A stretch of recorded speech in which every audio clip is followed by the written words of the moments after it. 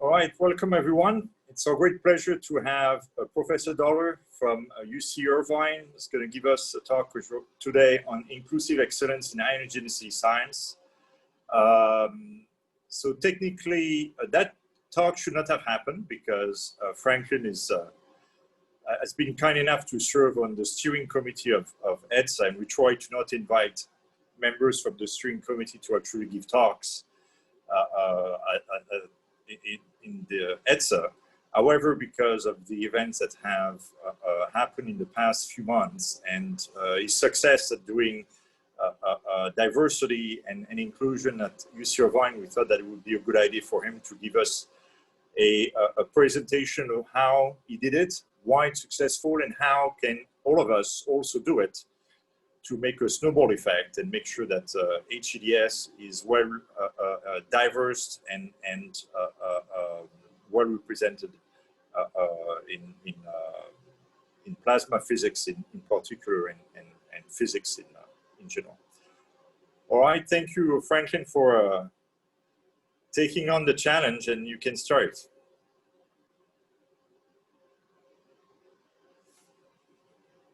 I muted you.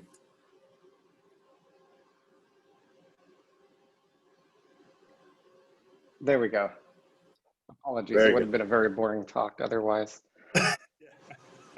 Thank you everyone for virtually appearing here today. I'm going to go ahead and give my talk on inclusive excellence in high energy density science.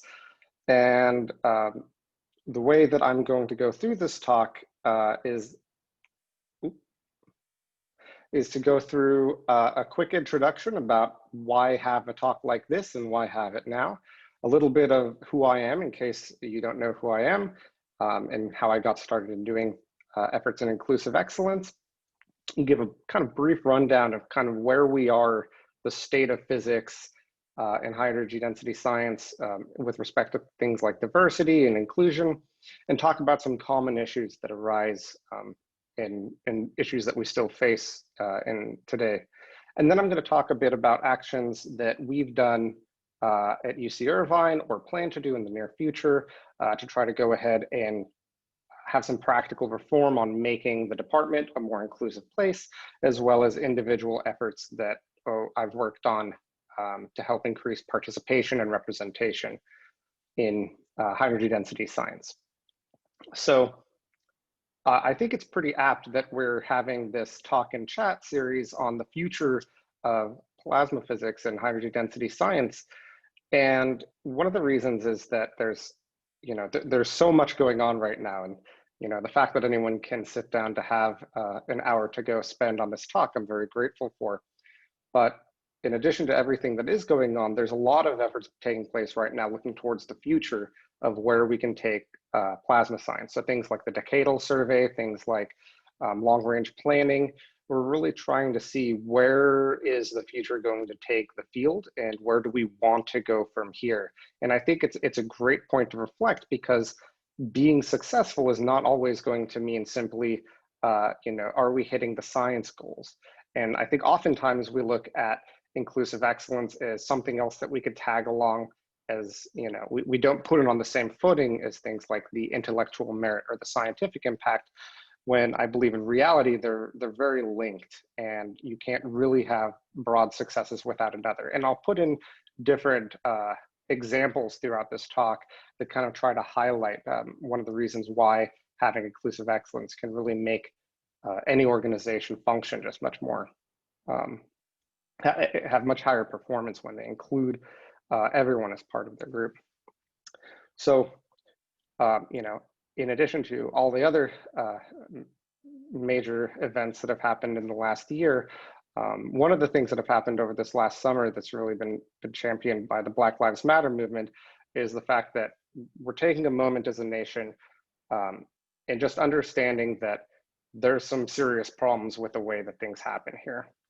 And whether or not we're looking at the way people are treated by the police, or ways that our higher education institutions or industry treats different people, there seems to be a lot of bias there. And given that our field, we're very interdisciplinary, we come from lots of different backgrounds, we have this kind of inherent inclusive excellence already built in that we can leverage, that we should be able to solve a lot of these problems. And if we can get to the point of where we could solve a problem like how to build a fusion reactor, then I would hope that something like how to include all people to be part of that would be something that we could do too. And regardless of you know, the narratives in media and other things, the fact of the matter is that if we look at how we are as a community right now, in 2018, we graduated 1,300 physics PhDs, and only 15 of them were Black. And this is from the NSF survey of earned doctorates that polls everyone every year. And this is not a great number to have. It's if anything, we could do so much better than this number in terms of what we can do to increase participation. And this is, I think, part of the same broader conversation as Black Lives Matter. When the numbers are this bad, we're definitely failing somewhere along the way. And so one of the things that we can think about is how can we actually take meaningful efforts to go ahead and improve the situation instead of implicitly promoting the situation by doing nothing. And that's some of the things that we're going to talk about today. So who am I and why should I be allowed to go talk about such things? So I'm originally from California. I'm a member of the Dry Creek Band of Pomo Indians. It's a very small reservation in Northern California, close to Santa Rosa, so it's currently on fire. And in California, we have lots of tribes and they have very small reservations. And so if you're not familiar with it, there's 100 tribes or so in California alone, and they all tend to be smaller. Our tribe is around 100 acres and around 1,000 members. And so I grew up on the reservation there, the Dry Creek Rancheria, and went to the local high school at Geyserville. At the time, it was called Educational Park. It's a combined high school and middle school, and we had the largest class that I'd ever had with 38 students. And it served a population that was mixed from people who worked at nearby wineries, as well as those of us from the reservation. So it wasn't a reservation school. However, it did serve a lot of the students who lived on the reservation. And from there, I went to a series of large public institutions, doing my undergraduate at University of California, Berkeley, and my graduate at University of Michigan, Ann Arbor. I then did a postdoc at GILA and then became faculty at University of California, Irvine. And throughout the way, I became involved in lots of efforts, student groups, undergraduate research opportunities, fellowships, etc. And a lot of them had a big focus on diversity. And so many of these happen to be funded by the NSF. I'm currently an NSF career awardee. And then I also work with the Science and Technology Center on the educational team, and I'm the site lead for UCI, where we think about different ways of leveraging science to go ahead and increase participation in a non-traditional sense of what more programs can we do to enable more pathways into the science that we do. So that's a little bit about me. I would be remiss if I didn't mention my family, who really enables me to do a lot of this stuff. So shown here in the corner is my wife and daughter, and this is incidentally taken at one of the American Indian Science and Engineering Society conferences that we spoke at in Stanford. And so it was nice to be able to go there with our whole family and be able to give presentations and interact with students, and just making that kind of part of who we are and our identity has been a good thing for all of us. So to talk a little bit about some of the trends in physics, shown on my left, I don't know if you can see my cursor here, but in the left, we're showing the number of bachelor's degrees that we're giving in astronomy. And the numbers for physics are very similar, but we see a very dramatic rise in the number of degrees that we've given out from, say, 1972. So more than a doubling of degrees has happened. And really what we've seen is that the percentage of women that get those degrees hasn't really caught up. We're giving more degrees to women numerically. However, the percentages of the degrees that we're giving out just aren't keeping pace. If we look at the undergraduate students in physics and astronomy in the UC system, we're hovering around 25%. At UC Irvine, we're at around 20%. And that's not a great number, considering that there's many women out there who do science. And if we go ahead and extrapolate that out to physics graduate students, we see that the numbers are similarly poor in the sense that we're hovering around 20% there. This is a place where UC Irvine does actually fairly well. We have around 30% of physics and astronomy grad students as women. And in fact, last year we had 15 incoming female students, which by the numbers makes us in the top 3 classes for female cohorts in the country. To just give you a perspective of, say, the size of the program and the number of women you need to be in the top 3. And so there's lots of reasons for this, and I'm not going to go through lots of the reasons. But one thing I do want to push back on a little bit is it's easy to go ahead and dismiss these problems as, well, these are the students we have and these are the students we get. And I think that when we do things like that, we find a solution that maybe correlates, but then we don't think of whether these things are actually causing the problems that we have there. And if there are other problems that could be causing women to preferentially go to other departments in physics, then that could be an issue. And one of the pieces of evidence that we see that this might be the case is that if I look at, say, chemistry, we have twice as much female representation there than we do in physics. And given that we both use a lot of quantum mechanics, I don't think it can necessarily be anything based on ability or anything based on merit, other than the fact that there's something else going on with perhaps the culture and the climate that just makes it we're not providing the same kind of opportunities for the majority as we do for the minority. A little bit of more evidence on why I believe this to be the case is if we look at, say, the high school pipeline. And in the high school pipeline, women do pretty well, even in terms of physics. If we look at representation in high school physics class, women almost have the same kind of representation as men do. And if we look at how many people are passing AP Physics, it's also similar. There's not that big of a discrepancy between how many more men are passing it than women.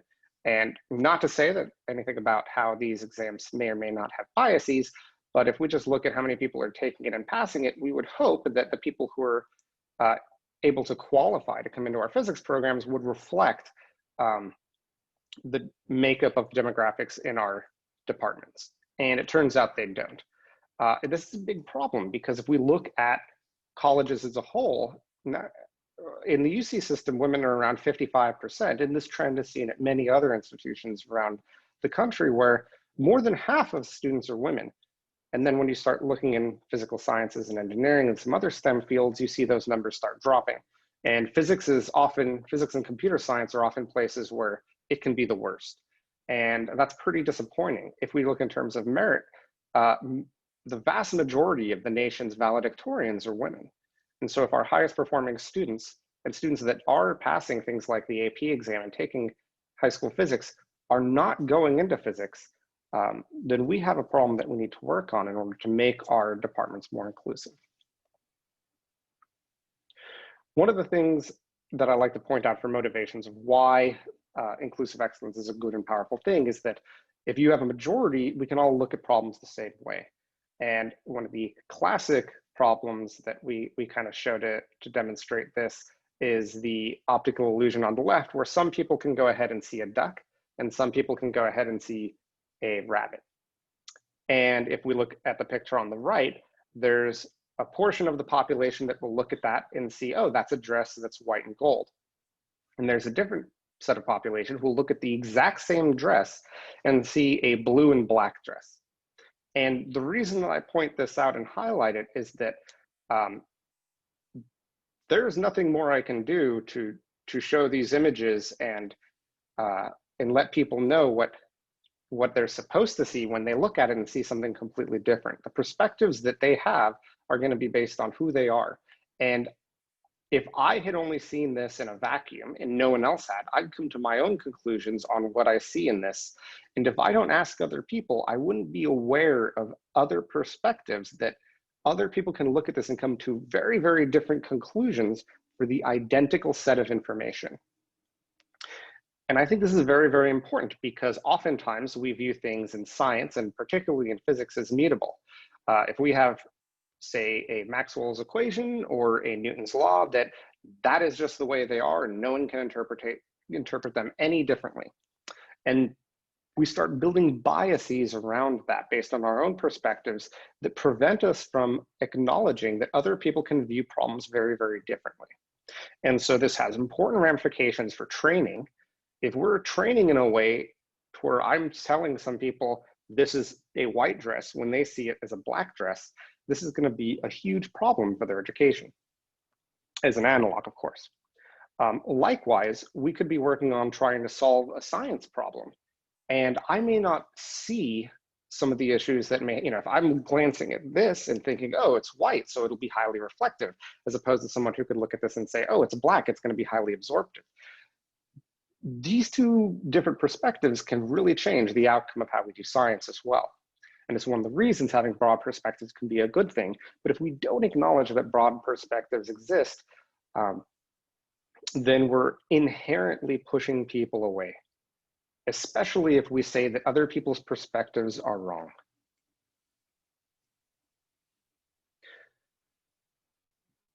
One of the big debates that's happened in the Black Lives Matter movement has been the construction and removal of Confederate monuments. And this is, of course, a touchy subject depending on where you are in the country and who you're talking to. And one of the things that I'd like to point out is that these, the issue on whether a monument could be inherently good or bad can have lots of different interpretations to it. But if we ask, say, why did people put these things up in the first place, and we find that oftentimes they can be linked to things like voter suppression or suppression of people trying to present legal arguments, then we can kind of have different conclusions drawn on why we would have the monuments in the first place. The fact that monuments aren't necessarily made just to represent the past, and that they might be used for a political agenda, may not be something that comes to people's minds when they hear about something through a headline. If we go ahead and instead overlay, say, where the monuments are built, we find the vast majority of them are built in front of a courthouse. And they often arrive in bursts that are associated with different types of legal precedents. So when things happen like, say, anti-lynching bills or Brown versus education or equal rights for voting, we see a huge increase in the number of Confederate monuments that are built on court grounds. And that is a very unsettling revelation to look at. And so looking through how these things can happen, you may come to a different conclusion. And if you ask people who have to, if you're trying to fight a law and you go to a courthouse and then there's lots of Confederate generals facing you there, you may be discouraged from going to that courthouse. You may be discouraged from thinking that this would be a place to get fair justice. And if that's the point of these monuments being built in the first place, that's a very different perspective than should we remove statues on the basis of preserving the past or not. So these are very different arguments that are very nuanced that we can only get from having conversations with lots of different people and perspectives. One other point that I'd like to bring out that I didn't mention in the slides is currently there's a ballot initiative for whether or not to overturn Proposition 209. And in California, we enacted Proposition 209 in the late 90s, which was a anti-affirmative action bill. So we would no longer use any kind of race in the admissions for the University of California. And one of the interesting things that happened is not every institution had the same drops in application rates. Some institutions dropped much, much more than others. And there's lots of debate over whether or not this may be the case. And I happened to live in California during the time that these laws were enacted. And I remember the commercials that came out in support of them. And one of the major messages that was played was that people shouldn't get slots because they're not, because of their race. And you shouldn't lose a slot to go to college because someone else has a different skin color. And whereas on one side, you want to believe that there's this meritocracy and everyone can do well and go into the school. But on the other side, if you were a person of color watching some of these commercials, you're basically saying, you're basically hearing people think that you're only getting in because of your skin color, and that we're only admitting people based on skin color. And that's not a very good message for people to hear. It doesn't make you feel like you want to go to these institutions anymore. In fact, California several years earlier had enacted policies, SP1 and SP2, to go ahead and ban affirmative action anyways. The initiative that was passed in 2009 basically did nothing in addition to the SP1 and SP2, it just codified it into law. And the interesting part of that is that there seemed to be more of an impact because of 209 itself than because of SP1 and SP2.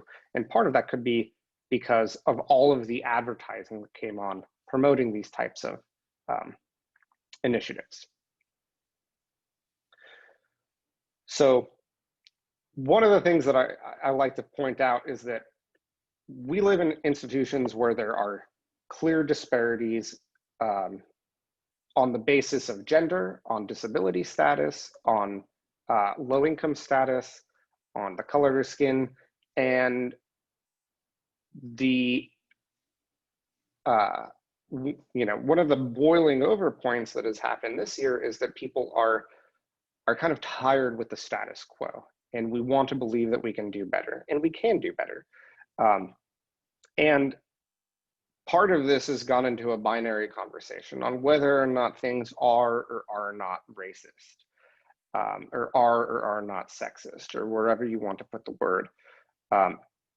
And I think that kind of makes the problem harder to solve, because I think without having gone through the perspective of what it's like to, say, grow up Black in America, we won't ever be able to enact policies that are entirely racist or not racist without actually involving conversations from the people who it affects. If I go back to the statistic of there being only 15 Black PhDs in a population of 1,300 in America, that's evidence that we're failing and we're not doing as well as we could be. And that's evidence that the institution has somewhere along the lines is not doing what it can to help everyone equally. And so this is kind of a racism scale. And I think that, the important thing to remember is that we will make mistakes and we will screw up, and we don't have the perspectives that can lead us into things and have opinions on things that can actually hurt people or make people feel left out, disenfranchised, disempowered, or offended. And if we instead look at it as, okay, everything that we have and everything that we're being in the systems that helped produce ourselves are in fact racist, there's going to be implicit parts of ourselves that are just like a muscle memory going to be doing things that can fall somewhere on the racism scale. When we have these conversations, one of the things I like to instead focus on is whether or not we're doing enough, whether or not we're racist enough, is to go ahead and flip the question on its head and say, well, what are we doing to improve the Black experience in higher G density science? And we can take this question, we can ask it lots of different ways. What are we doing to improve the experience for women in physics? Or what are we doing to improve the status of low-income students in higher education? There's lots of different ways we can ask this problem. I'm posing it this way because of the broader narrative that we're in right now. And I think this is good because this really puts us on task to see what is it that we're doing right now. If we say we care and we say that we're not going to tolerate certain things, what are we actually going to do about it? And if we don't have good answers to this question, that can be a sign that we're not doing enough. And again, just going back to the perspective, this is an example from an XKCD comic that kind of highlights some of the experiences people can have. And if you were, say, a male, you may not have ever gotten a problem wrong and have someone say, wow, men are really bad at this. However, that's not the case for many different kinds of demographics out there. A lot of what we do implicitly can have a very devaluing sense on other people. So the words we use, and by virtue of those words, the culture that we foster could really make a community that doesn't include everyone that we want. So these are examples of different phrases that I've heard, or I've known people who've heard, where people say these much more commonly than you'd like to believe. And when you hear them, they kind of scrape away a little bit of your soul, in the sense that they take your accomplishments and they kind of passively minimize them to make you doubt yourself and feel more disenfranchised in the environment you're in. So I wish I were, insert your demographic here, so I can get that opportunity too. Let me explain that to you. This is oftentimes, I've been in situations where people would go ahead and start explaining to people that they just assumed wouldn't understand it in the first place, without that person asking for help or anything. And it sounds like a good deed. It sounds like it's being altruistic. However, if you're a person and everyone just starts explaining things to you without you asking, you start believing that maybe everyone thinks you're dumb and that you don't belong there. There was a commission I was on where we interviewed lots of students in STEM as part of understanding the impact of affirmative action. And one of the major themes that came up from interviewing women in engineering was that they would go to office hours and the professors would kind of stop everything and slow explain to the female students when they went to office hours. And then when they would talk to the male students, they would go ahead and talk at a higher level. And that, may have been a good intention, and they want to make sure women get some attention and help that they need, but it ended up kind of going too far in the direction of making them feel like they were dumber than everyone else in the room. There's lots of words that are very common in the vernacular, such as powwow, cakewalk, blacklist, uppity, jip, no can do, long time no see, peanut gallery, diversity hire. I commonly hear these phrases at my own institution, at other institutions. I was in fact on a committee where someone had mentioned out loud that there's a lot of Indians under the teepee to refer to a complicated graph. That's kind of an extreme example, but a lot of these words are words that in certain populations are offensive. And then you go out to a broader community and people use them as if they aren't offensive. And again, it's just you hear them, and every little time you hear them, they kind of scrape a little bit of your soul away because no one's taken the time to understand that these are offensive phrases. Well, you don't look like that is a phrase that often is good. And kind of at this point, it's probably worth saying, in general, we probably shouldn't be making comments based on ethnicity or race or anything like that in our conversations professionally, I think is a good takeaway to have from this. You speak good English is another good one where people will say that based on how someone looks. This often goes to Asian American students. I know what you mean. When you cut people off and you don't let them finish and you just try to go, yeah. A lot of times, this isn't done to all people equally. When I see this phrase being said, it's more often than not being applied to women or minority students or people who don't necessarily always have the same chance to speak up as everyone else. And then meritocracy comments, like the best person should get this opportunity. And I think this is true. We often want there to be the best people for the job. And the unfortunate thing is that if you have a system that has a bias in there and you don't acknowledge the bias, you're not actually hiring the best people for the job or the opportunity.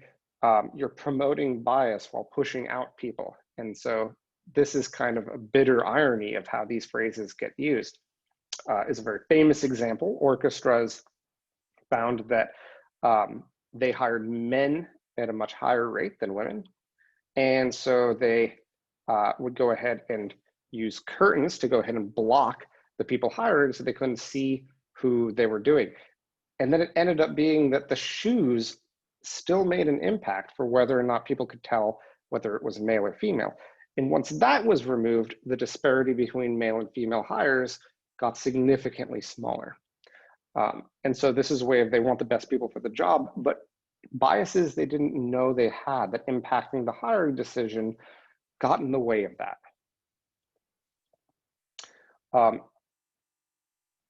And so just accepting the fact that there's other people that have other perspectives and they may have a very different perspective than the one we went through is very important for understanding how to make some meaningful change.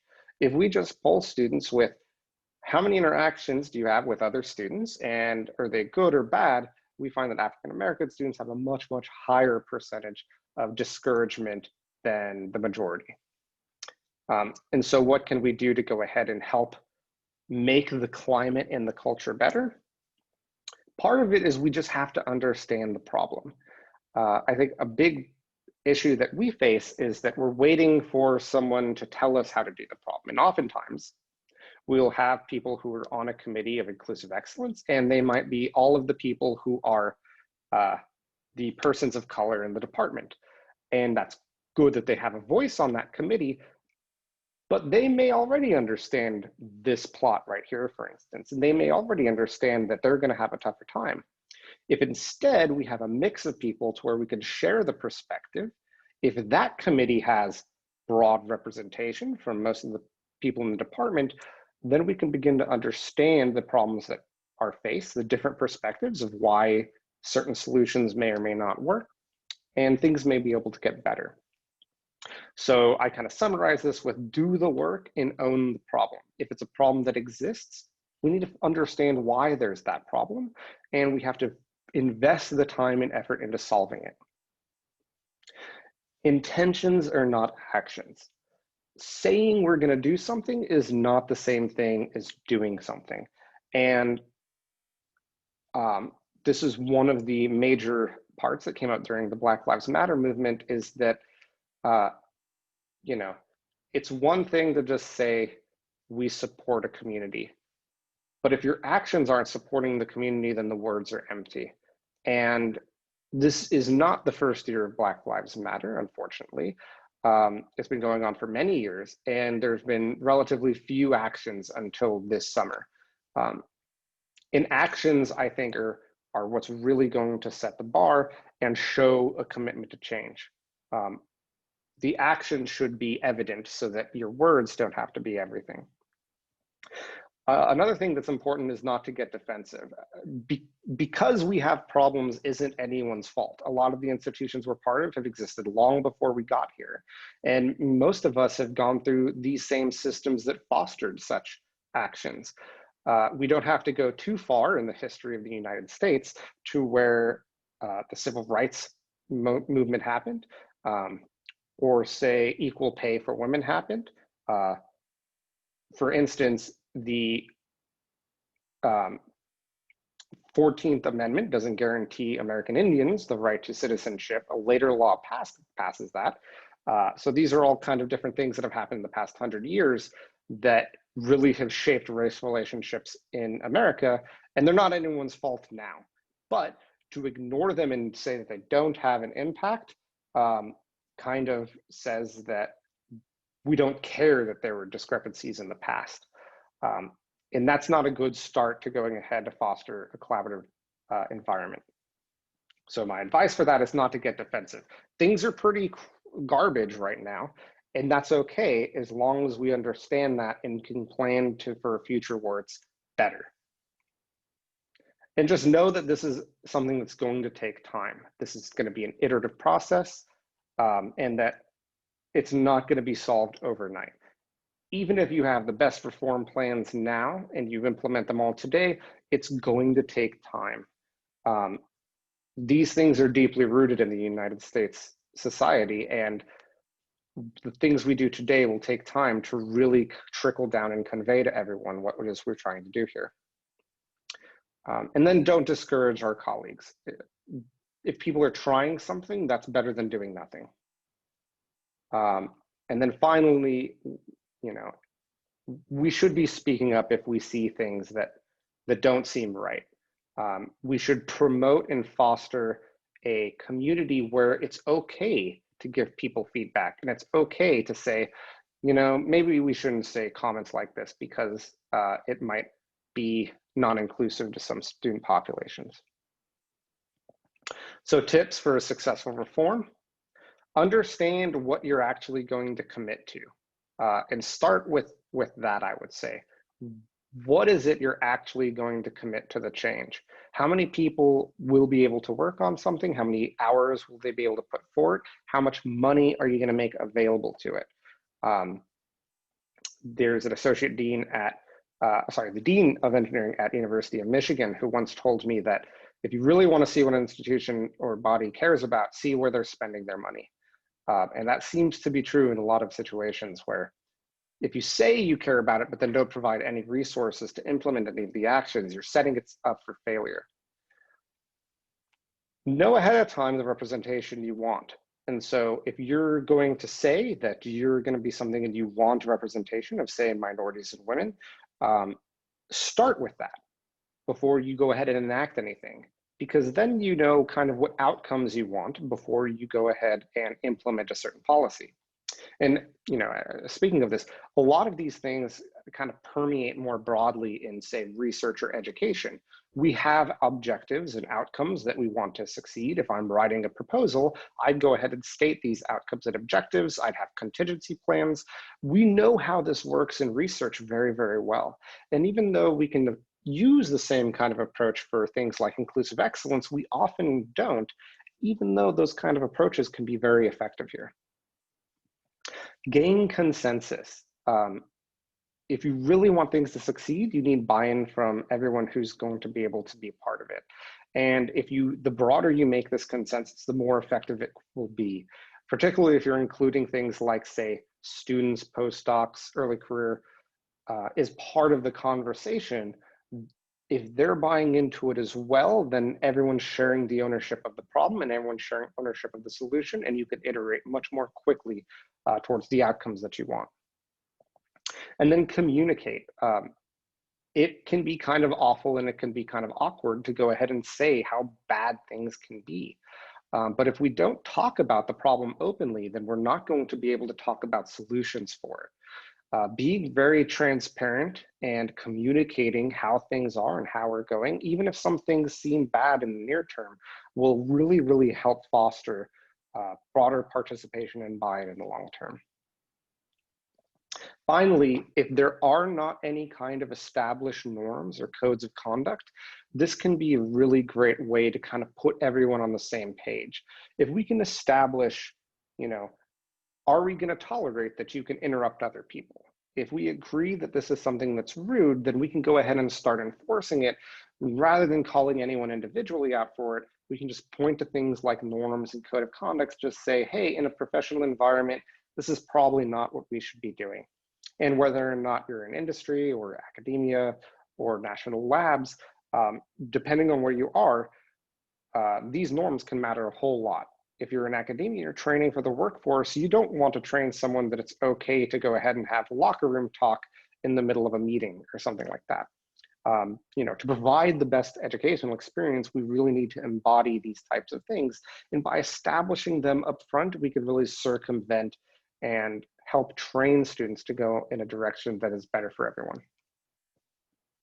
And then again, just be okay when we have to revisit the plan, maybe on an annual basis.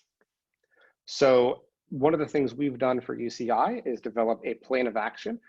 This has been done with conversations with students and postdocs who had lots of great ideas, as well as other faculty members kind of piecing together things. We've kind of organized it around three main fronts. One is addressing some systemic racism and institutional biases that we might have. For instance, we found that our qualifying exam and our GREs didn't really correlate to student success at all. In fact, there was almost a negative correlation between numbers of papers produced and these two metrics. So why did they factor so prevalent in our admissions? So we've removed the GRE as a component that we look at, and we've reconfigured our quals to make it more manageable for students. Engaging in stronger support for community members. It's one thing to have people there, but if we don't support those people, then again, we're inherently setting them up for failure. And I'll talk a little bit more about that. And then increasing participation and representation. Data helps a lot, and just having established structures can really help us mitigate a lot of the problems. One of the interesting things is Project Implicit. You can go to this website here, and there's different examples of implicit bias where you could take an online test and it'll kind of give you a gauge of whether or not you have any biases that you may or may not be familiar with. So for instance, if I take the test on male and female scientists, I have a slight bias towards male scientists than female scientists. And I hope that that doesn't say that I am a good or bad person. Rather, I say that, you know, as a product of my environment, I now understand that I have this bias in here, and I can take that into account when I make my own decisions and evaluate whether or not my decisions are reflecting said bias. Incidentally enough, there's also a bias towards pictures of Europeans and Native Americans on which one do you associate with Americans, and I strongly associate Native Americans with Americans, which I guess is probably not what the majority does. And so how can you generate some of this data? Looking through the data that you have, you can go ahead and see, do you have any biases? So for instance, if you are hiring people or you're admitting people into a program, are the populations of the people that are coming in reflecting the populations of the people who apply? Just starting with that, you can start seeing if there's any biases there. And then you can go in a bit deeper and see how prevalent are these biases. So for instance, do men and women get promoted at the same rate? Do men and women get the same grades? We found, for instance, in our intro physics class, there can be a 0.6 difference in GPA between men and women. And when we go ahead and look at different populations, say first generation status or low income status, we see very, very similar differences in GPA there, leading us to believe that this may not be something that's, say, related to the ability of the students. We can also see how they do in other classes that aren't physics, and we see that, in fact, those disparities disappear completely, leading us to believe that there's something that we're doing in our instruction itself that could be leading to these biases. Do we ask people when they do leave? You know, so it's one thing to see how people come in. If people leave or migrate out, do we know why? Now, one of the things we found is it's actually, if people are leaving, they don't want to talk to you very much. So is there any way you can intervene before they do, or is there anything you can do to find out as people are progressing through that kind of would show that these, if there are disparities in, say, migration out, that you can catch them before they happen? So if you have, say, annual surveys looking at climate, are there any signs like if they do bad in one class, that they leave the program after, those types of things? Do you have an interventional approach that can go ahead and be implemented so that if you do have some populations of students that are predominantly leaving your program, is there anything you can do to prevent that from happening? Do, say, salaries match up? So one of the things that happened in the AIP team-up report on Black representation in physics found that the financial burdens on Black students can often be significantly higher than majority students. And we can go ahead and take a look and, okay, well, what about the financial assistance that we're providing? Are we providing Black students the same number of research assistantships as we are majority students? And if not, this can perpetuate those existing problems that students could come in the door with. And then we can be transparent with this data. We can show data to the community, and we can show what we're doing to improve the situation. You know, for a lot of students, these problems aren't going to be necessarily new, but understanding that we accept the problem and that we're going to work on it can be a large step towards repairing relationships and fostering a better climate. One thing for training, it's very easy to say we should have an implicit bias training or some kind of training like that. And oftentimes, if there's, say, a 1-hour training throughout someone's career, it might not be enough. And I would recommend not building up entire training things from scratch. a lot of the times we can be in institutions that provide a lot of very effective evidence-based trainings for us. And so real quick, the APS has an idea for physics organizations where concepts of shared leadership and building committees that can address problems that are faced in inclusive excellence can be formed. There's also things like the APS Bridge program. In institutions like larger institutions as national labs or universities, there often could exist agencies who can do a lot of the groundwork for providing effective trainings as you go. And if you're taking data and surveying as you go, you can see the impact of those trainings throughout. Finally, just doing something like saying, having a rubric for making decisions. If you just hand a bunch of applications and ask someone to rank students, there's a large opportunity to be rife with biases. But instead, if we asked people to rank students based on, say, academic performance and leadership ability and previous research, and we break it down like that, we actually help remove the impact biases can have there. We often talk about academia as a place to provide mentorship. However, most of the time when we talk about mentorship, it's only as a faculty mentor to student relationship. And having broader mentorship structures can really make the difference in providing a great community for people to thrive in. And so the National Center for Faculty Development and Diversity has made this mentorship map. And this kind of shows the mentorship that people really need. It turns out that I've had a job as a professor and I've never had another job. And that makes me kind of not maybe the best person to give advice on how people should get a job in industry, for instance. However, many students think I'm the only source of information they have. Particularly for something like, say, emotional support, they really should have some other people in their mentoring network that they can go to get the support they need. And these are things that we often don't talk about, but we can promote these as part of fostering a better community. Other things that we're working on as part of our community action plan is celebrating our members. If we look at our social media posts, are they from a couple certain groups or are they from a broad representation of our community? The question I like to ask is, does our public strategy represent our group? And if we don't have a public strategy, often what ends up happening is people who submit get to go. This is actually interesting because one of the things that kind of falls in the category of do we have representation is, do we have representation from, say, all the funding agencies in heads of talks? And for a while, we had people who were predominantly DOE funded, and no one was talking from any of the NSF funded work, which kind of can lead to the assumption that we're a DOE-based organization, in which case HEDSA is not. And so just something like that, where if we don't have a strategy and we don't think about who it is we want to represent ahead of time, we can be giving the wrong message out publicly. Our communications that we send out should represent our values. If we don't write anything during Black History Month, then we're implicitly saying that it's not something that's important to us. And just little things like this along the way can take time to foster community. For instance, at the beginning of my group meetings, in the beginning of my talks, I usually will show something like a bright spot, something that is not related to my research, that's based on me as a person, so that we know that we can be humans around each other and we can have a broader conversation.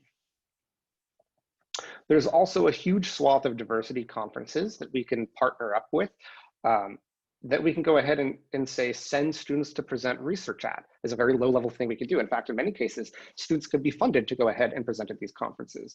And if we're not at these conferences, we can't be too surprised if we don't have representation from any of the demographic groups here. One of the questions I like to ask, and if I were more proactive, I would have had this be a Zoom question, is how many historically Black colleges and universities are there? It turns out that we have over 100 in the United States. A lot of people don't know what HBCUs are. However, they are the predominant driver of Black higher education in the country. They're 3% of all the institutions of higher education learning. However, they produce 20% of undergraduate Black majors. Half of Black school teachers end up being from there.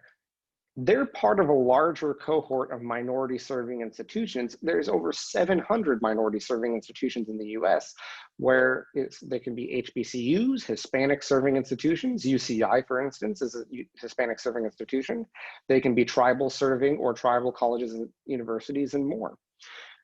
There's so many institutions out there that exist where we may never come across them in a normal NSF proposal or DOE proposal. And if we're not including them as part of our collaborators, we're perpetuating some of the problem.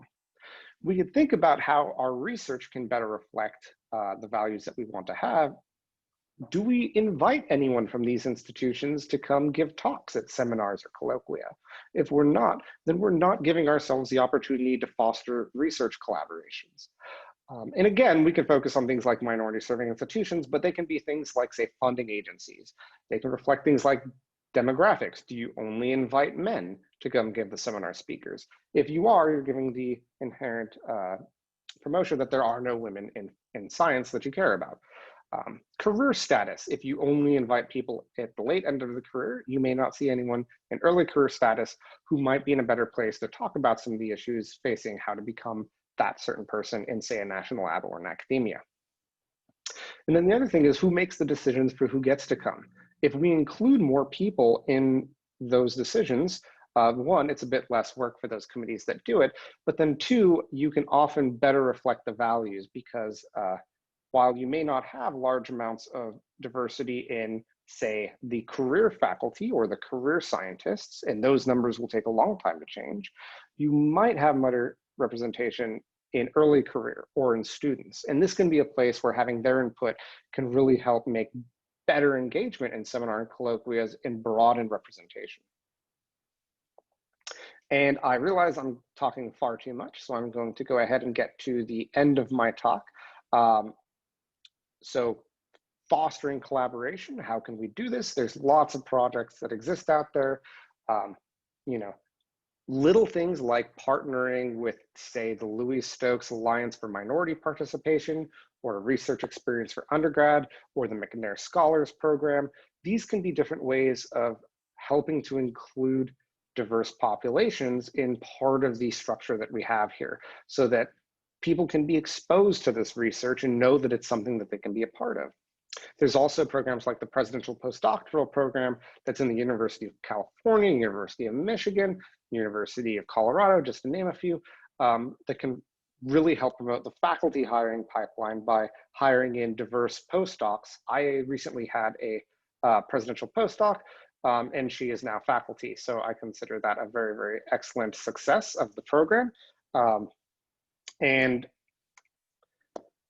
To finish up, I'm going to talk with a couple programs that I've been involved with starting at UCI.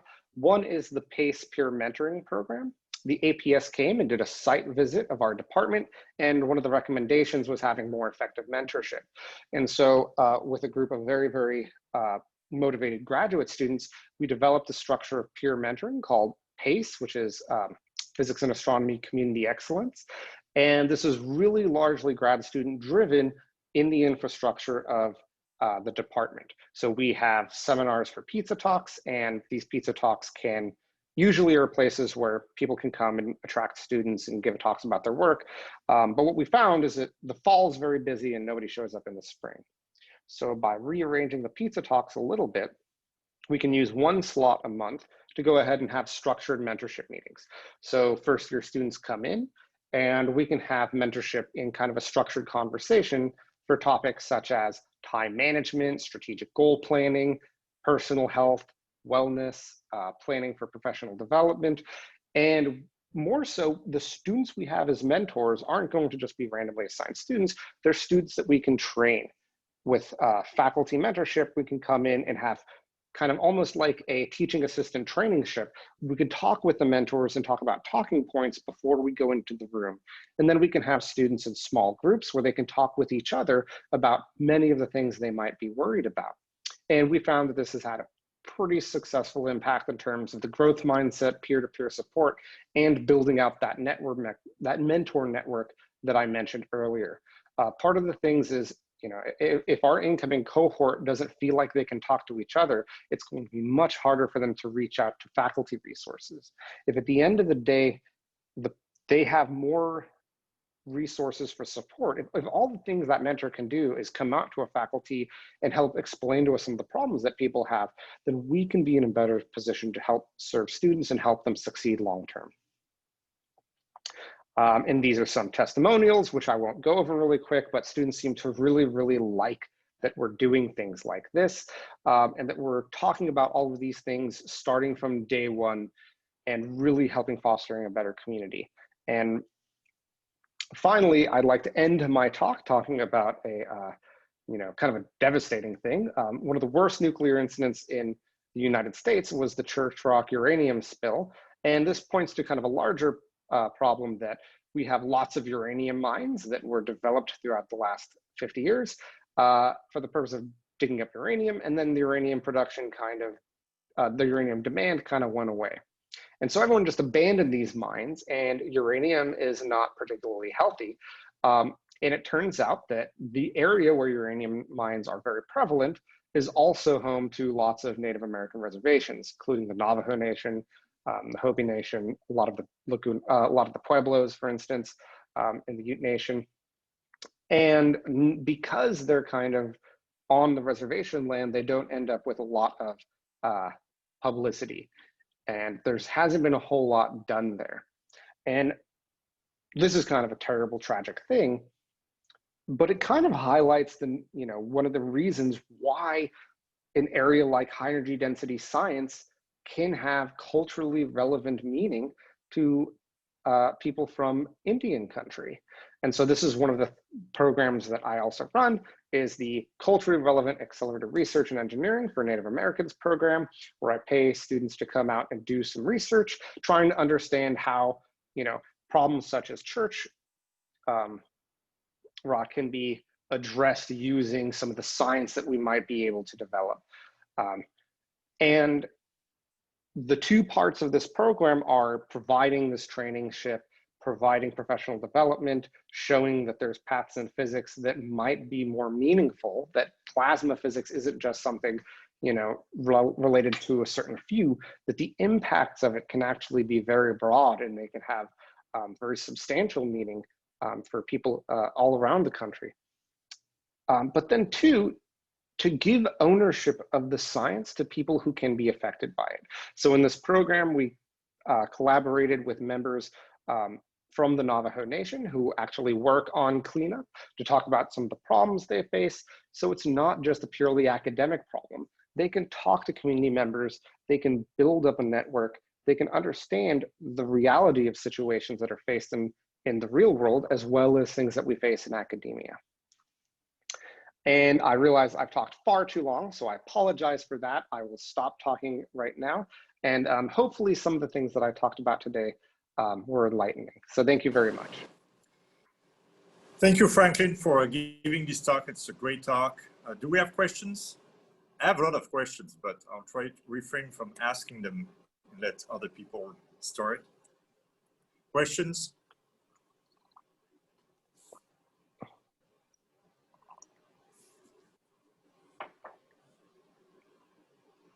So monitor the chat also, nothing in the chat. All right. So I'm going to start with a question, which I think is coming to pretty much what you're doing now at the moment. Is one of the issues that I found as a graduate student, right, is that when you do graduate school, you don't really think about community, just think about science and how to graduate and all this type of stuff. And it seems that your program that actually involves not only science, but also working with community inclusion and diversity has been really successful. So what is how did that start at UCI? Was that something that actually the university tried to promote, or that came out through one department? Are the other departments doing that now? So in terms of UCI as a whole, the fact that we had an incoming class of around 35 students and 15 were women is a kind of like a high water point.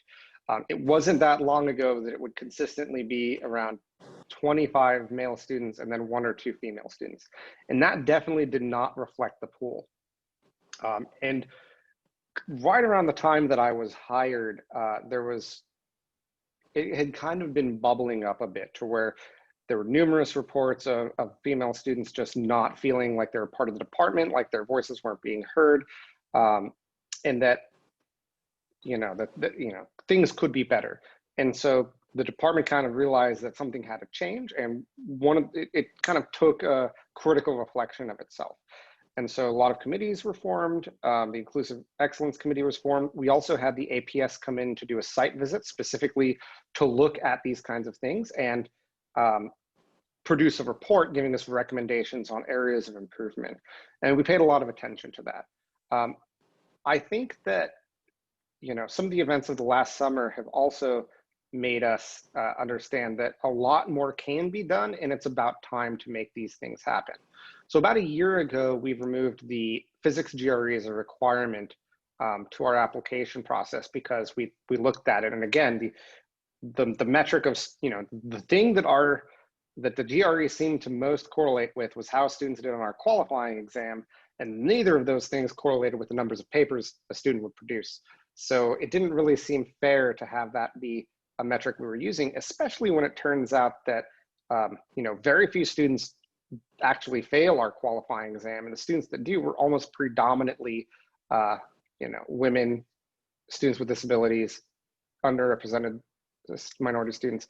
And so it didn't seem like it was doing what we wanted it to do. And if we look at some of these individual cases, it can be that we have a student and they were having a really awful time in class because of a disability to where they weren't able to do productive schoolwork. And we only kind of find out after they fail a qualifying exam. And by that point, it's kind of, it's pretty late in the game to try to be doing anything to help that student, where it's the infrastructure that's failing them, not anything of their own. Or for instance, we might have the only female student in a student office, and the locker room talk or whatever you want to call it becomes kind of so ostracizing to the point where they don't feel comfortable being there. And then if they're not part of that conversation and they're not participating in things like how to do, working on homework problems, for instance, studying for exams, they're losing a lot of those community benefits. And I'm not saying, what I don't want to give the impression is that this is a binary thing, like there's good students and the bad students push out the good students or anything like that. It's just kind of, this is one of those, it's the way it's always been kind of issues. What we instituted with the mentoring program was we start a conversation where we invite one of the graduate division psychologists in, just kind of a conversation on how everyone feels about concepts of diversity. And we just have a very open discussion on that. And we kind of on day one kind of lay down how to have those kinds of conversations. And it seems like it's really helped in the sense that people, if we start off by saying, these are the way things are and these are the way people can feel, and we foster that environment of feedback and we foster that environment of feeling empowered to talk out about things.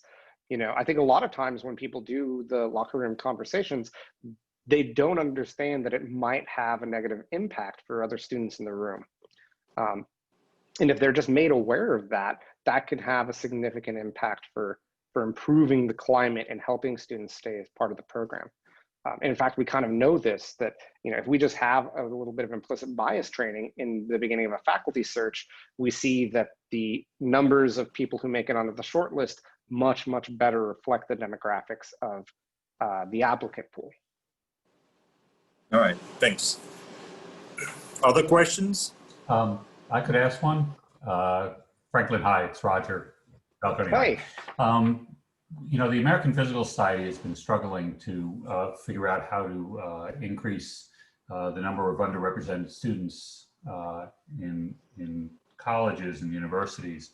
And one of the things that is being considered now is advice to NSF that the idea would be that when research grants are given from the various divisions, that the PIs be encouraged to partner with either the minority serving institutions, or if it's coming from an R1 university, they partner with an R2 or an R3 university where there's sort of less research going on.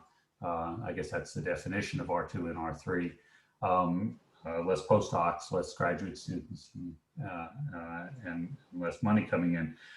So this would build on the Bridge program, but it's a separate thing to do to encourage the federal agencies to encourage the partnerships with minority serving institutions who, as you pointed out, are an amazing source of students who are underrepresented, and as you pointed out, at some of the major research institutions.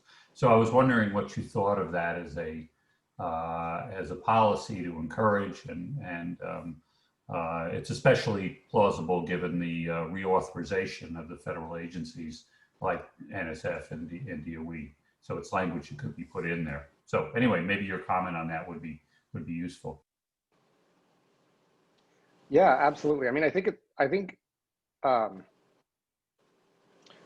you know, so the nice thing about doing something like saying, hey, maybe we should have some people come from minority serving institutions, HBCUs, et cetera. You know, if we just start, you know, so in our department, we're going to mandate that we need to at least be inviting people. We need to at least be, you know, if we're going to pay for, you know, if we only pay for people from General Atomics and Princeton to come out to give our seminars and colloquia, we're not going to see the broader sense of the community out there. And more so, we're not even going to know who's out there to collaborate with.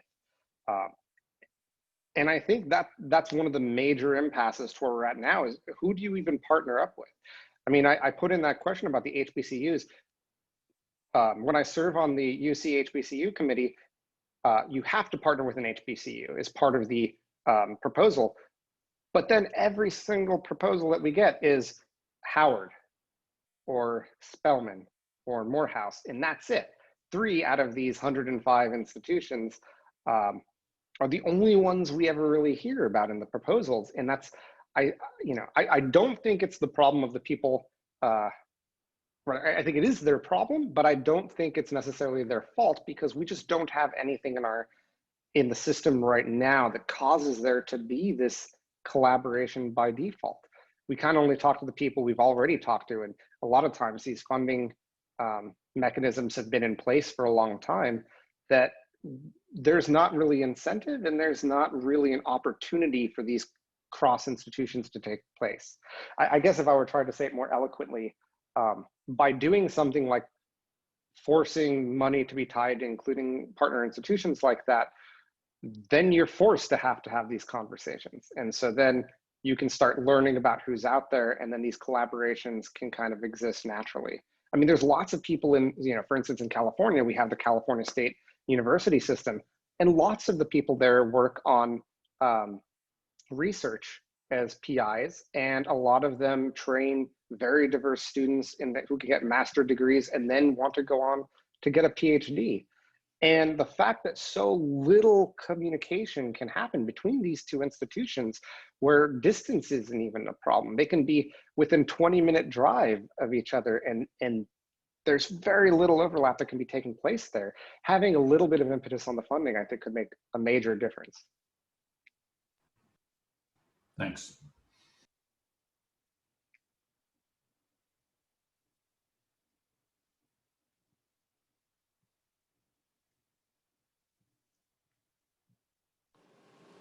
Other questions?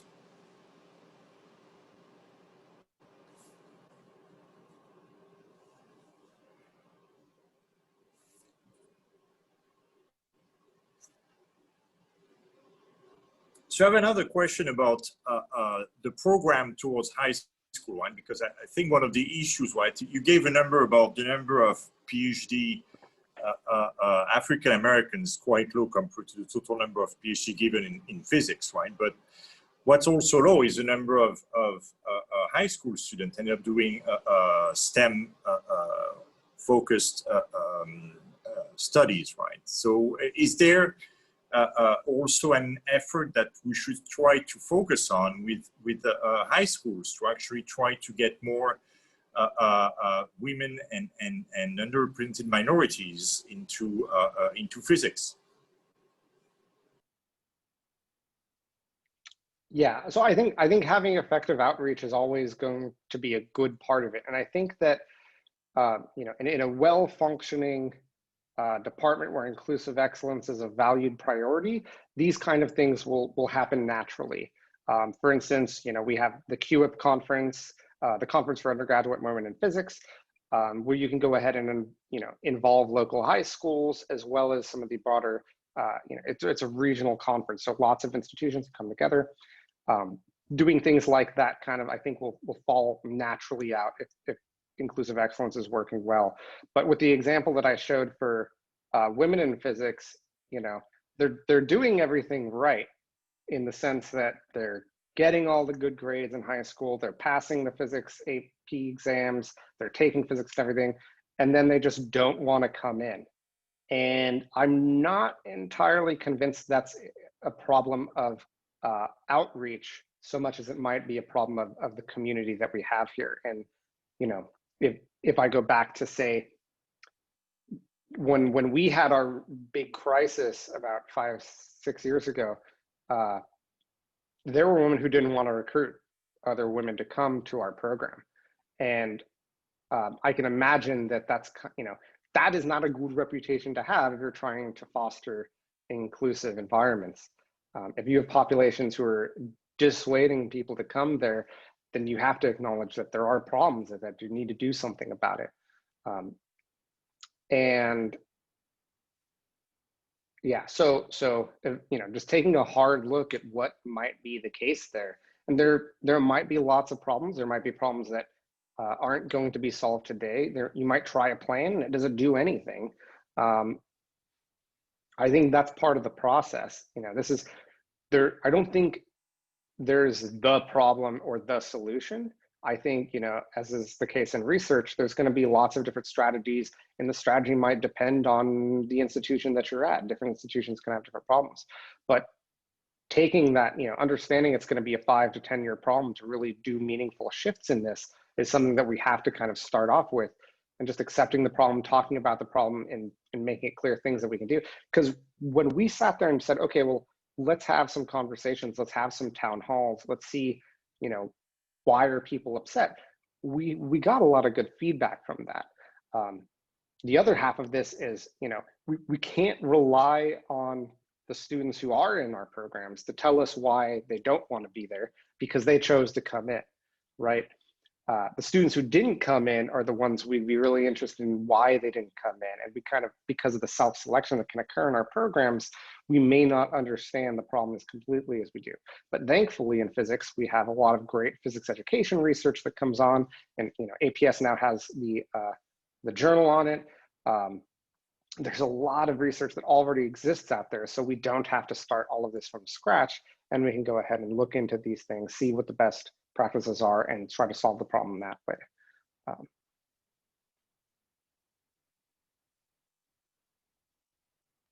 Thank you, Franklin. Other questions?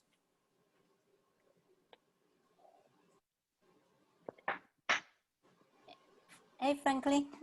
Excellent talk. Hi. Yeah, that's mentioned. Thank So you. it's interesting you pointed out some of the words actually occur to matters, right?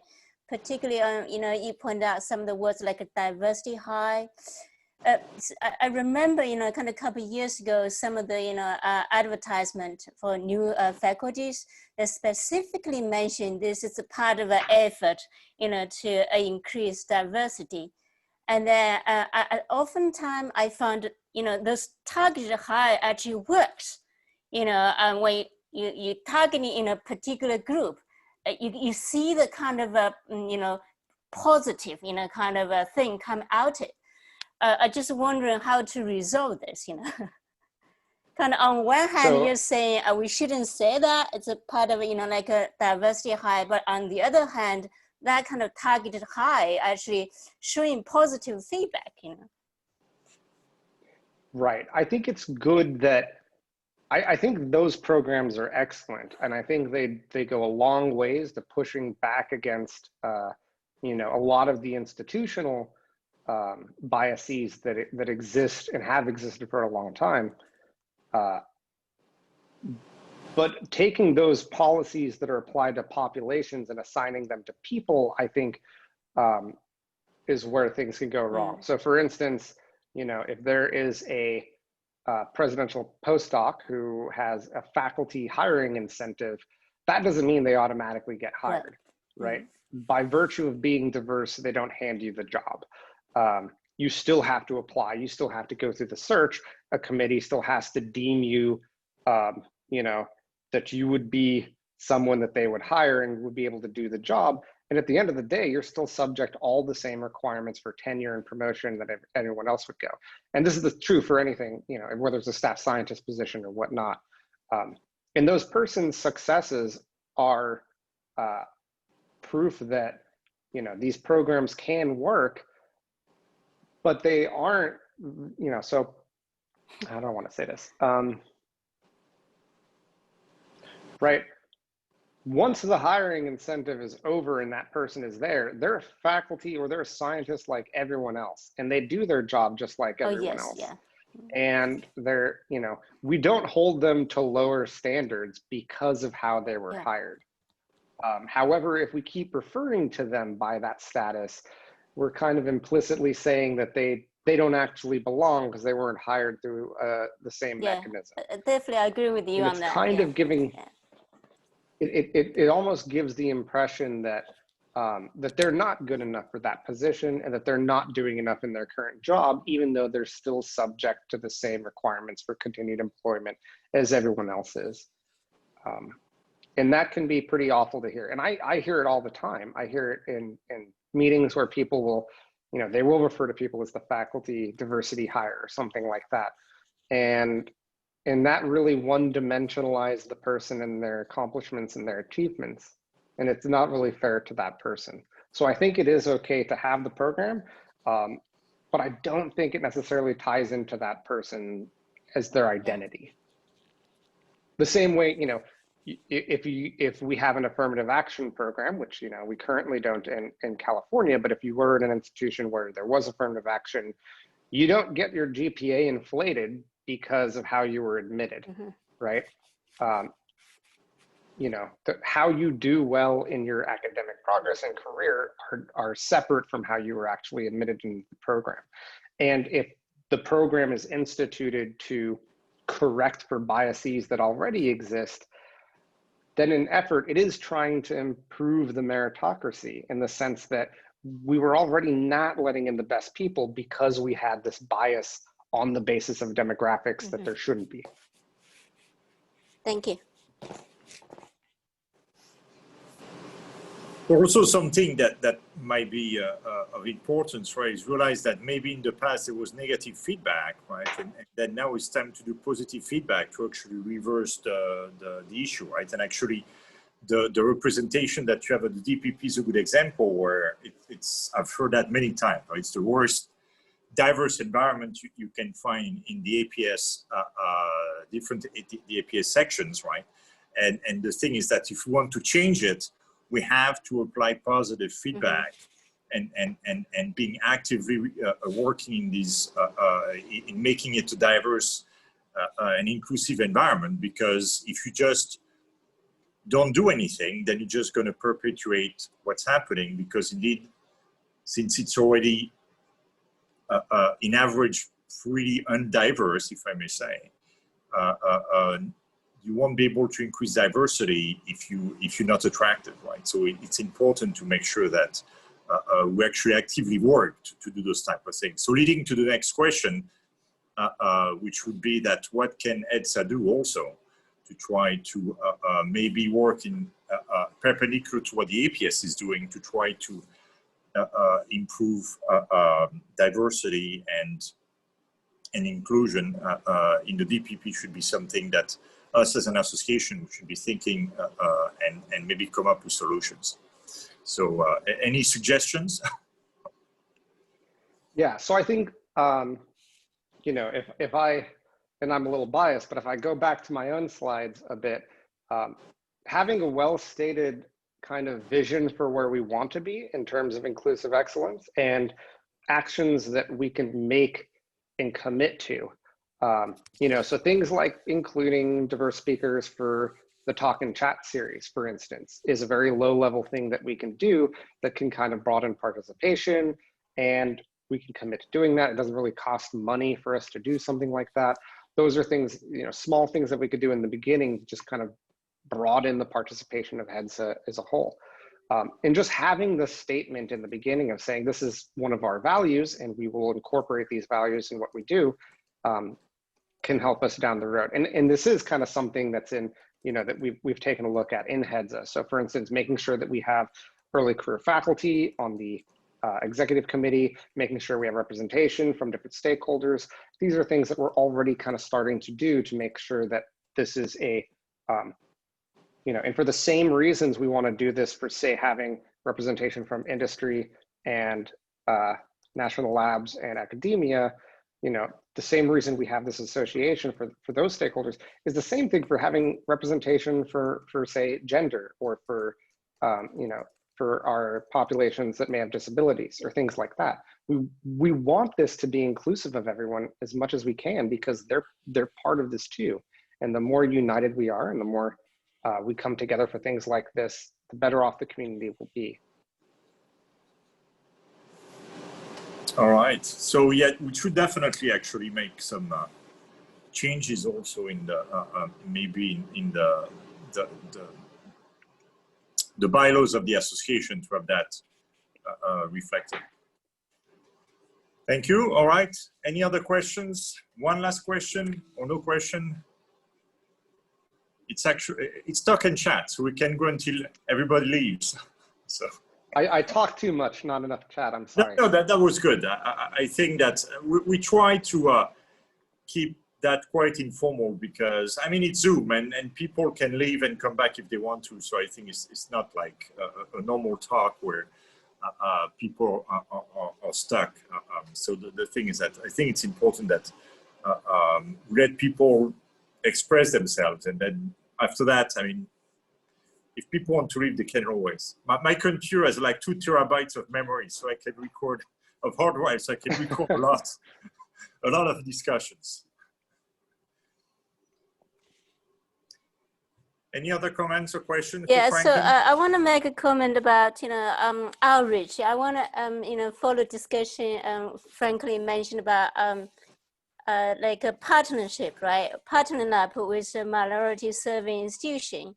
And then that's probably the best way actually to get on board, you know, and also build up the pipeline. Right now for plasma, you know, and then fusion science, right? So basically this community is really poor in terms, you know, representation of minorities, you know. I've been thinking about, you know, just how to expand that pipeline to get people, you know, undergrad in to get to know them. I think, you know, partner up with their the university, you know, faculties, you know, working, you know, in those institutions might be really an effective way to do it. You know. But I also have the dilemma is who are they? You know, do they have the similar program that we can actually build that kind of partnership? Yeah, so I've been, in my perspective, I've been very fortunate to have been a part of a lot of these programs and attended a lot of these conferences. I was in engineering in undergrad, so I did more of the engineering conferences like the NSBE, the National Society of Black Engineers, Society of Hispanic Professional Engineers, and the American Indian Science and Engineering Society, as well as being involved in things like the REU and the LSAMP program. And so by virtue of just being around a long time with these programs, I've been able to meet lots of people on the way and know who to work with. But in terms of how, you know, these are great populations of interested STEM students who would like to come out and do research. And by having, you know, hosting a student to come do work in a lab, whether it's in industry or national lab or academia is a great way of broadening participation, as well as kind of advertising the science that we do. Yeah. And it's oftentimes these students can be funded to go present at these conferences. So in terms of the amount of money it costs to go ahead and support it, it's not a lot really to go ahead and push these things forward, and the impact can be tremendous. So I cut myself short because I rambled far too long. But for instance, one of the things that I focus on is, you know, oftentimes we can look at a website for plasma physics, and it can be hard to go to, say, you know, if I visit a reservation, say, how can I talk about why shooting a high intensity laser at something is going to be meaningful for anyone in the room? And so I try to think of different ways of I can show how the science, you know, why something like a degree in STEM can be useful, why there can be more opportunities for that they can take ownership of than there might be on the surface of it. So for instance, this is one of the workshops I give at the American Indian Science and Engineering Society. And it's similar to a NSF graduate research fellowship proposal, but it's kind of flipped on its head to where I look at the review process of a proposal, and the whole workshop is just an interactive session on how to review proposals. But to make it more meaningful to students and postdocs who, you know, may or may not be interested in laser science at that point, I pitch it as where solicitations that there can be opportunities that they may be interested in. So for instance, there was an opportunity that the NSF had on how to do language documentation. And this is something where, you know, in Indian country today, a lot of languages are endangered or threatened or even extinct. And, you know, knowing that the National Science Foundation has programs that can support, you know, developing tools to help save languages or rehabilitate languages or make tools to help younger students learn it, that's something that maybe, I mean, I wasn't even aware something like this happened when I first started working on this workshop. And so, by doing this, I'm not only training a bunch of students how to write a good proposal, I'm also giving them the ideas of, you know, how are proposals ranked, how to write them so that they look good to a reviewer, and exposing them that, you know, that it isn't just this mono-ethnic, culture kind of a thing. Science has a lot of great opportunities in it that people can own and be a part of. And this can be the first steps through the door. And having something like, say, a degree in physics can actually, you know, help them do things that they find meaningful for themselves and their communities. Great perspective. Thank you. Yeah, one other thing that's also I think important is that if we, as a community, we're actually really helpful and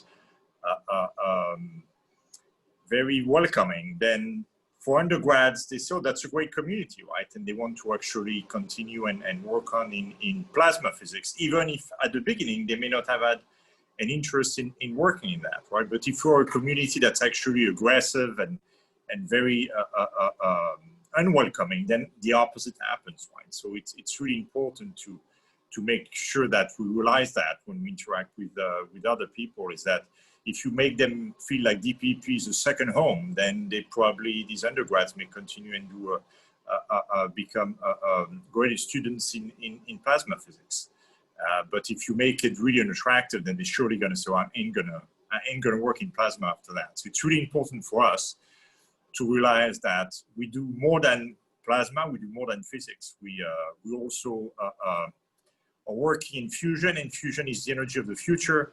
But we need to have a future, and that future is really for everyone. And until we realize that, then our community is always going to be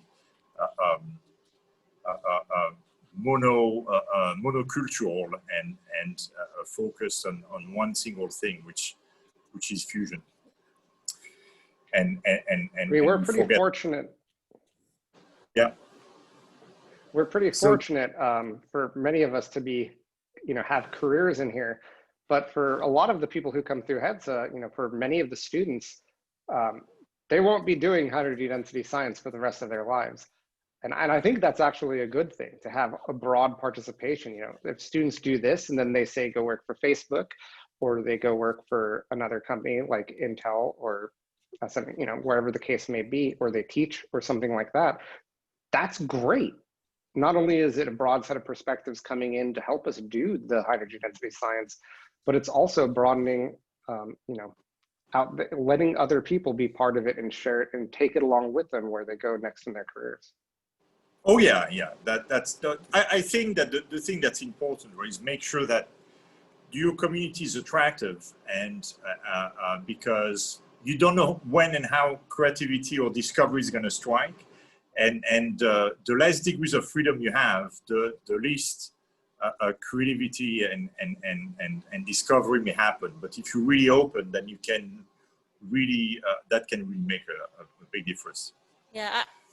Yeah, Any other questions? I thought, plasma science is actually very diverse because, it covers, such a broad, range of parameters, and also could have real societal, benefit yeah.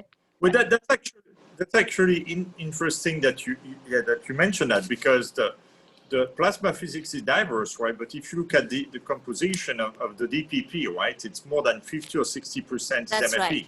Yeah. And actually, I ask a lot of people, the old timers, as I call them, and in the 60s or the 50s, it was the other way around, right? A lot of people at doing plasma physics, 90% were not doing fusion, and only 10% were doing fusion. But now that has completely changed, right? Is that despite the fact that the DPP has a lot of different focus, the biggest and most overwhelming one is actually fusion energy.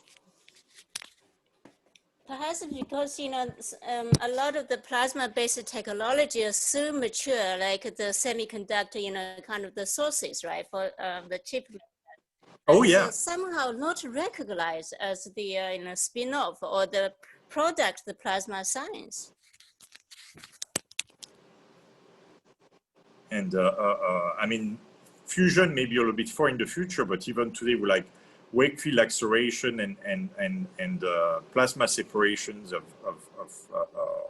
there's a lot of opportunities, right? And as Franklin said, it could be that these people later on are working at Facebook or Google, but they could also have their own company working on plasmas. So, but it's important to have a really broad view of things, because one problem may be solved using the knowledge that at the beginning was not at all part of the problem.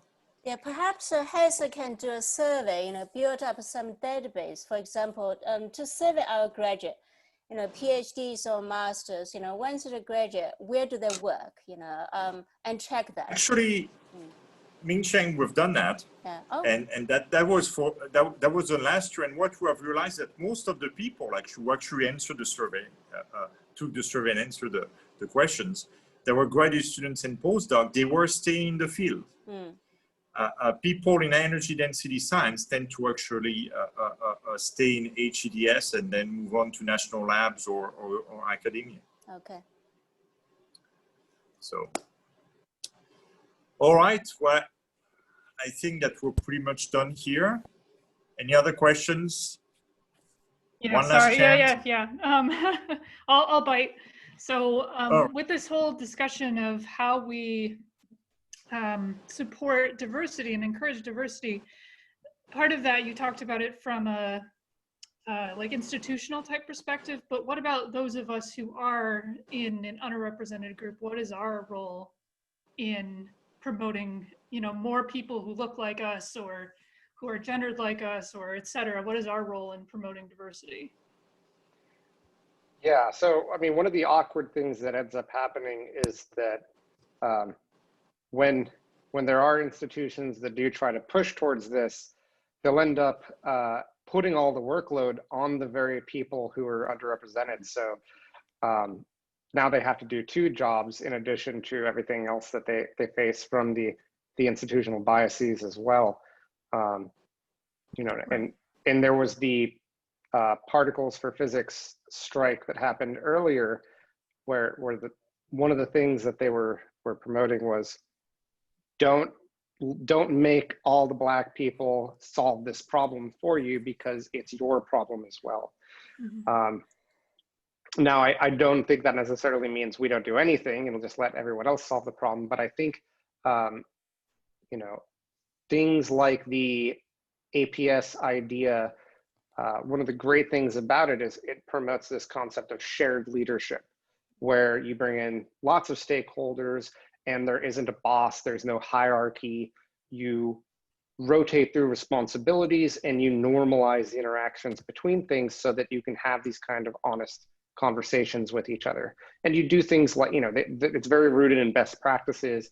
There's lots of physics education research that's going into how to best make this process work forward.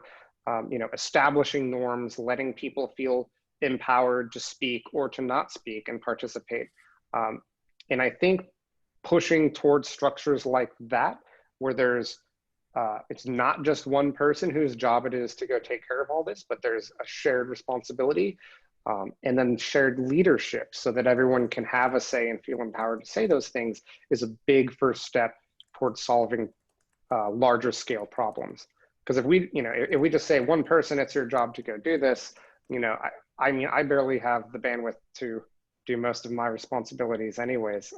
I don't know how anyone can have, you know, their job be to go solve all these monumental problems in society. But if we break up the problems in large enough and we just rotate through the responsibilities, it doesn't become overwhelming for anyone.